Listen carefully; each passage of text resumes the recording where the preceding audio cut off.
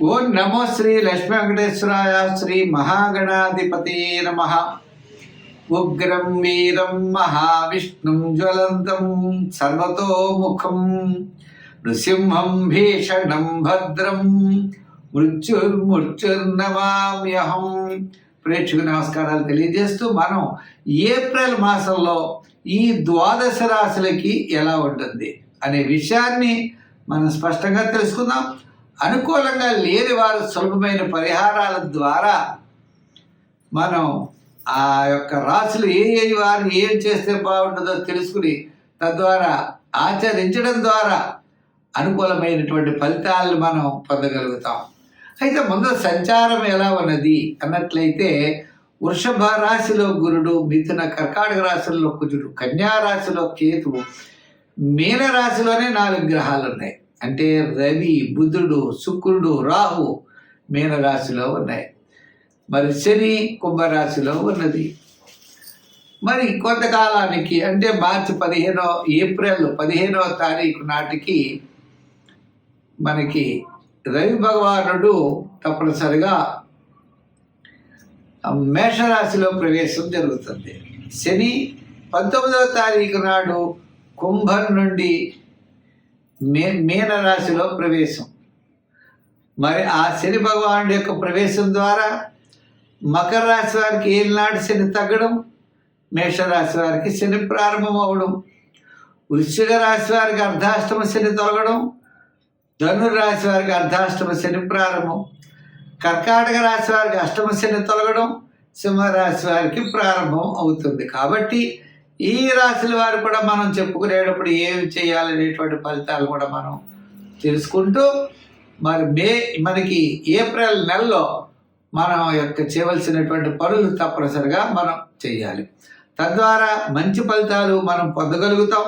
Positive వైబ్రేషన్స్తో ఆలోచించాలి, నెగిటివ్గా మనం ఆలోచించకూడదు.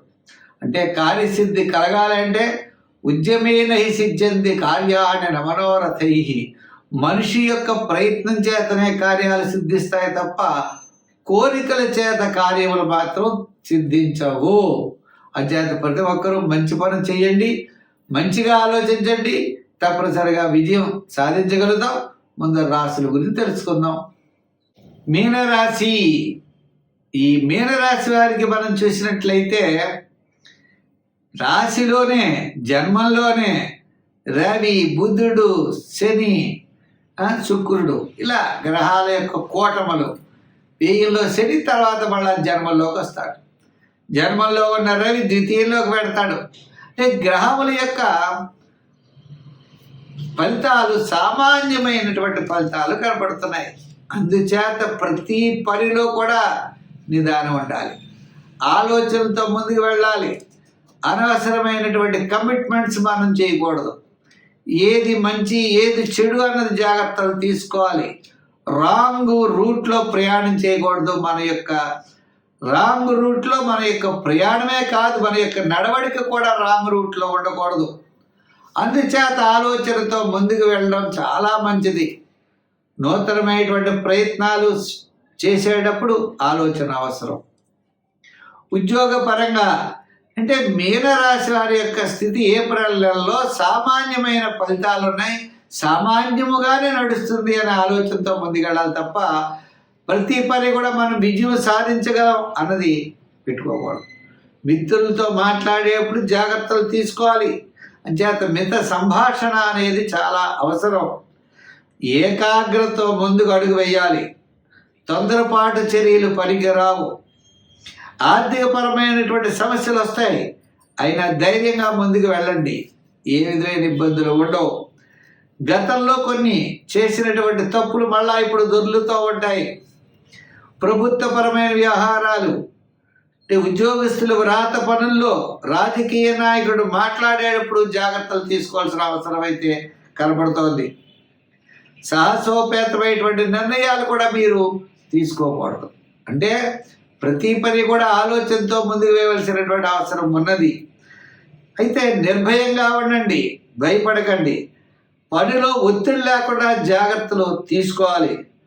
మీ యొక్క సంభాషణ విషయంలో స్పష్టత అనేది అవసరం. ఉద్యోగంలో నిదానం అవసరం. అలాగనే వ్యాపార పరంగా హామీలు ఉండకూడదు. పార్ట్నర్స్తో జాగ్రత్తలు తీసుకోవాలి. చేసే పని వారితో కూడా జాగ్రత్తలు మనం తీసుకోవాల్సిన అవసరం ఉన్నది. అంచేత అనుమానములు, భయము ఇవేం పనికిరావు. ఏకాగ్రత అనేది చాలా అవసరం. తద్వారా మీరు విజయం సాధించగలరు. కొత్త కొత్త ప్రాజెక్ట్స్ చేస్తే కష్టం, కానీ సామాన్యమైన వాటికి మాత్రం ఇబ్బంది ఉండదు. మీరేం చేయాలి? నవగ్రహ ప్రదక్షిణ చేయాలి. నవగ్రహ స్తోత్రాన్ని చేయండి. శివారాధన ఎక్కువ చేయండి. సంఖ్యల్లో 3 వాడండి. రంగుల్లో ఎరుపు, గోల్డ్ కలర్, తెలుపు రంగులు వాడండి. మంచి ఫలితాలు ఉంటాయి. ఆ విష్ణు యొక్క ఆరాధన కూడా మీకు మంచి ఫలితం ఉంటుందని తెలియజేస్తూ స్వస్తి. కుంభరాశి. ఈ కుంభరాశి వారికి గ్రహాలన్నీ కూడా ద్వితీయ స్థానంలో రవి, బుధుడు, శుక్రుడు, రాహు వీళ్ళంతా కూడా ద్వితీయంలో ఉన్నారు. జన్మంలో శని. మిగిలిన గ్రహాలన్నీ కూడా సామాన్యమైన ఫలితాలు ఉన్నాయి. ఉన్నప్పటికీ ఏప్రిల్ నెలలో మొట్టమొదటి 15 రోజులు కాస్త కష్టంగా ఉంటుంది. తర్వాత 15 రోజులు చాలా సుఖంగా ఉంటుంది. ఎంచేత అంటే రవి భగవానుడు తృతీయ స్థాన సంచారం. ద్వితీయంలో అంటే జన్మల్లో ఉన్న శని ద్వితీయంలోకి 19వ తారీఖు ప్రవేశం. ఏదైనా మొత్తం మీద కొన్ని ముఖ్యమైనటువంటి పనులన్నీ కూడా మీరు పూర్తి చేయగలుగుతారు 15 తర్వాత. కుటుంబ ఆర్థిక సంతానపరమైన వ్యవహారాలు క్రమేపీ మార్పులు వస్తాయి. శ్రమకు తగినటువంటి ఫలితం కొద్ది కొద్దిగా మీకు కనపడే అవకాశాలు ఉన్నాయి. మితంగా మాట్లాడితే అది మీకు చాలా మేలు చేస్తుంది. అనవసరమైన వ్యవహారాలకి దూరంగా ఉండాలి. సత్యాయ మితభాషిణం అన్నారు.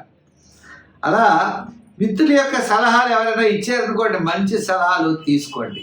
లైఫ్ పార్ట్నర్స్ వారి యొక్క సలహాలు కూడా తీసుకోవాలి.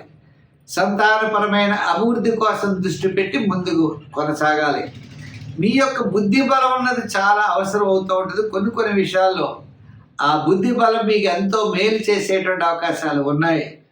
ఆరోగ్యంపై కాస్త దృష్టి పెట్టాలి. అనవసరమైన వ్యవహారాలకి దూరంగా ఉండాలి. సాహసోపేతమైన నిర్ణయాలు చేయకండి. హామీలకి మధ్యవర్తిత్వం పనికిరాదు. ఉద్యోగ విషయంలో, వ్రాత పనుల్లో, రాజకీయ పరంగా మాట్లాడేటప్పుడు, వృత్తుల పరంగా పార్ట్నర్సు లేదా మనకు కూడా ఉండే వాళ్ళ విషయాల్లో జాగ్రత్తలు తీసుకోవడం చాలా అవసరం. వ్యాపారపరమైన ఆర్థిక లావాదేవీల్లో, ఎలక్ట్రానిక్స్, గృహోపకరణాలు, కాస్త రియల్ ఎస్టేట్ వారికి, ఐటీ రంగం వారికి కాస్త వెసులుబాటు ఉండేటువంటి అవకాశాలు కనపడుతున్నాయి. అంచేత ఆర్థిక అంటే మీ యొక్క గతంలో మిమ్మల్ని ద్వేషించినటువంటి వారే కొంత మళ్ళా మిమ్మల్ని సానుకూలంగా రమ్మని ఆహ్వానాలు చేసే అవకాశాలు ఉన్నాయి. చేత శని ద్వితీయంలో జన్మం నుండి ద్వితీయ సంచారం, మరి సూర్య భగవానుడు ద్వితీయం నుండి తృతీయ సంచారం. అందుచేత మీరు తప్పనిసరిగా చేయవలసిన పని ఆదిత్య హృదయాన్ని పఠించండి 15 రోజులు. రోజు సూర్య భగవానుడికి నమస్కారం చేయండి. గోధుమతో చేయబడినటువంటి బన్నలు, రొట్లు ఆకలితో ఉన్న వాళ్ళకి పంచిపెట్టండి. సంఖ్యల్లో 8 వాడండి. కాకులకి ఆహారం, నీళ్లు పెట్టండి. ఎంచేత శని దోషం ఉన్నది కాబట్టి తప్పనిసరిగా కాకులకి బౌల్లో పోసి వాటర్ పెట్టి వాటికి దాహం తీర్చండి. ఈ విధంగా శని భగవానుడి యొక్క ఆరాధన చేయడం ద్వారా, నవగ్రహ ఆరాధన చేయడం ద్వారా సంఖ్యల్లో 8, రంగుల్లో లైట్ బ్లూ, గ్రీన్ కలర్స్ ధరించండి. మంచి ఫలితాలు ఉంటాయి. ఏప్రిల్ నెల గతం కంటే కాస్త ప్రోత్సాహకరంగా ఉంటుంది. స్వస్తి.